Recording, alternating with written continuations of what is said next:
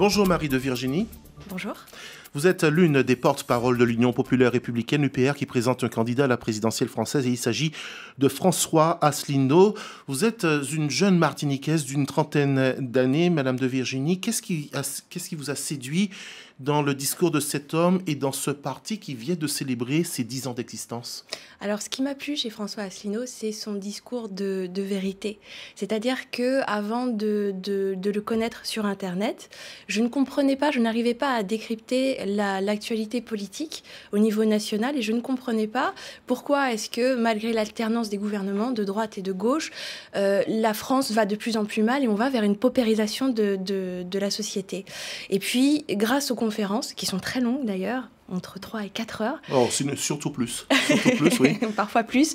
J'ai réussi à comprendre finalement que ce qui se passe en France, c'est que la politique, les grandes orientations politiques ne sont pas décidées au niveau national, mais au niveau européen. Et ça change tout. Et son discours vous a réconcilié avec ce monde politique?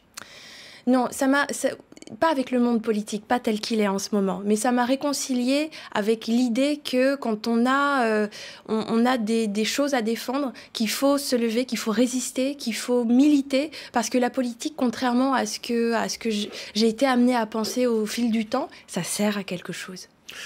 Vous avez parlé de discours de vérité de la part de François Asselineau. Ça veut dire que les autres sont dans un discours de mensonge? Ça veut dire que...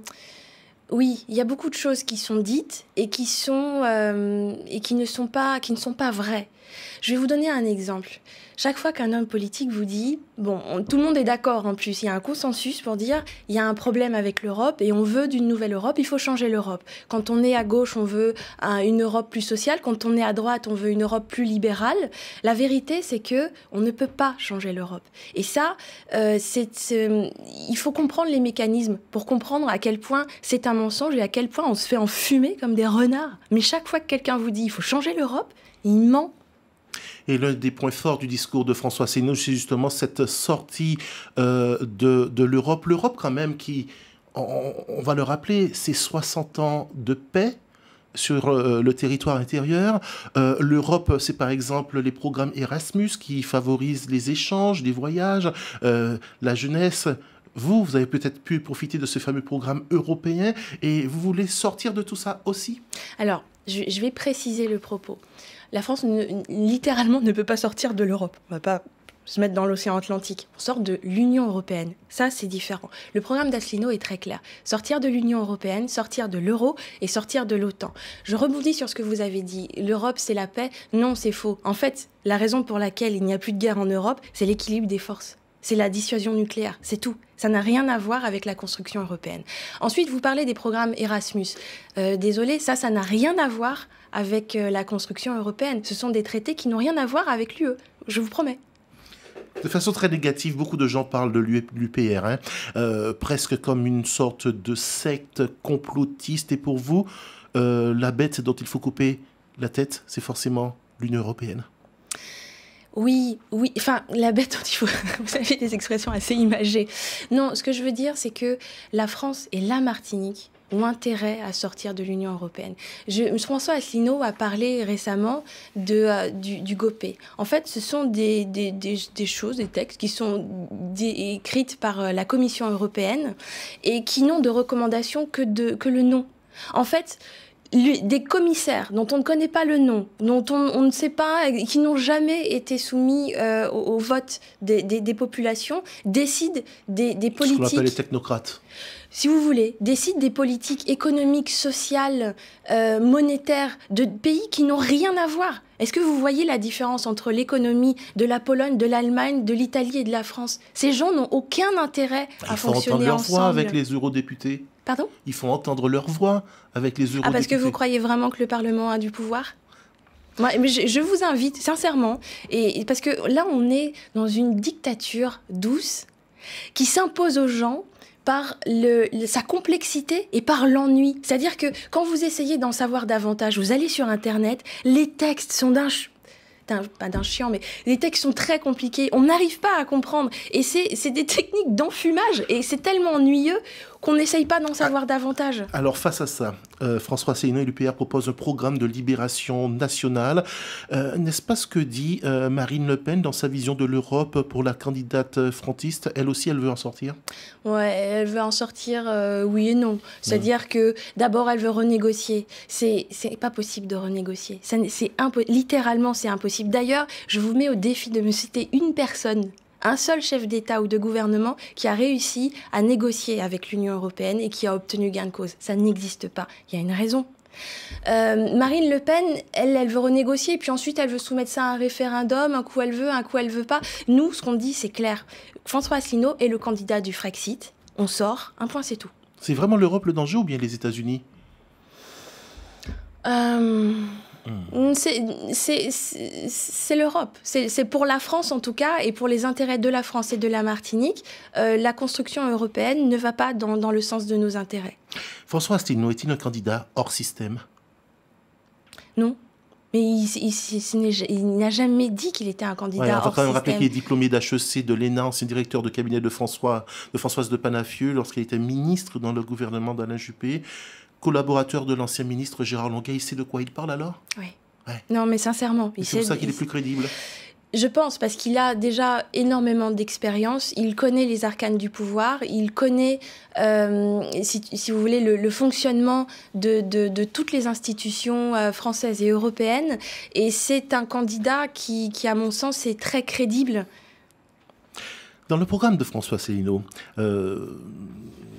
j'ai vu un petit passage qui demande un éclaircissement.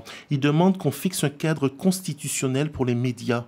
On a déjà parlé de sa volonté de renationaliser le groupe TF1, mais le cadre constitutionnel aux médias, ça voudrait dire que les médias doivent doivent être aux ordres? Non, là vous allez un peu loin. Non, ça veut dire... Marqué, hein, fixer un cadre constitutionnel aux médias. Je m'inscris en faux contre votre interprétation. Non, ça veut dire simplement qu'il faut pouvoir redonner la liberté aux journalistes. Non, mais sincèrement, je vais vous donner un exemple. Quand François Asselineau dit moi je propose de renationaliser TF1, parce que c'est renationaliser, pas nationaliser. On ne va pas aller nationaliser BFM. On renationalise parce que TF1 avait une charte en termes de culture qui n'a jamais été respectée. C'est surtout le groupe média audiovisuel le plus puissant de France. C'est ça. Et tout le monde est choqué par cette proposition. Par contre, récemment, je vois passer une vidéo de Monsieur de Villepin qui explique, à l'époque où il s'était présenté au présidentiel, qu'avec son mécène Jimmy Goldsmith, il a acheté 4,99% des actions de TF1 et des sondages. Donc ça veut dire que les médias ne sont pas, les journalistes en tout cas, ne sont pas libres d'exercer leur métier. Et vous en faites quoi de la charte déontologique des journalistes? Ce que j'en fais, c'est que, déjà, ce que je constate, c'est que quand François Asselineau en parle, les journalistes ne savent pas de quoi il s'agit. Marie de Virginie, pour la Martinique, on a parlé tout à l'heure de l'Union européenne. Vous savez que l'Union européenne a quand même permis à la banane antillaise d'exister sur le marché européen. L'Union européenne est là pour financer les grands projets structurants. Vous dites quoi aux Martiniquais qui vous écoutent là aujourd'hui? Moi, ce que je leur dis, c'est que l'argent de l'Europe, en fait, c'est de l'argent français. Il y a dans l'Union européenne des contributeurs nets et des bénéficiaires nets. Ce qui signifie que d'un côté, les contributeurs nets donnent plus d'argent qu'ils n'en reçoivent. Et c'est l'inverse pour les bénéficiaires. Ce qui signifie, concrètement, en chiffres, que la France verse 23 milliards d'euros à l'Union européenne et n'en récupère que 14. Donc la France ferait mieux de garder cet argent pour elle. Et les gens qui... Mais oui, parce que c'est vraiment... C'est pas possible d'imaginer qu'on arrive à enfumer les gens de telle sorte qu'ils pensent que, d'un côté, on a la gentille Europe qui va donner des fonds, qui va donner de l'argent, qui va soutenir des projets, et d'un autre côté, on a l'État français qui est de plus en plus en retrait, qui baisse les dotations, qui met en difficulté les villes, les communes. C'est pas comme ça que ça se passe. Non, la banane aurait intérêt. En sortant de l'euro, je vais même vous dire ce que ça va faire. Les subventions... Il reste 20 secondes. Comment? Il reste 20 secondes? Oui, allez-y. Bah, votez François Asselineau et allez vous renseigner sur Internet, allez regarder les conférences, essayez de comprendre. Vous savez, à l'heure d'Internet, ne pas connaître les choses, c'est un choix. Merci d'avoir été avec nous ce matin, Marie de Virginie. On rappelle que vous êtes porte-parole de l'Union populaire républicaine avec comme candidat François Asselineau. Bonne journée. Merci.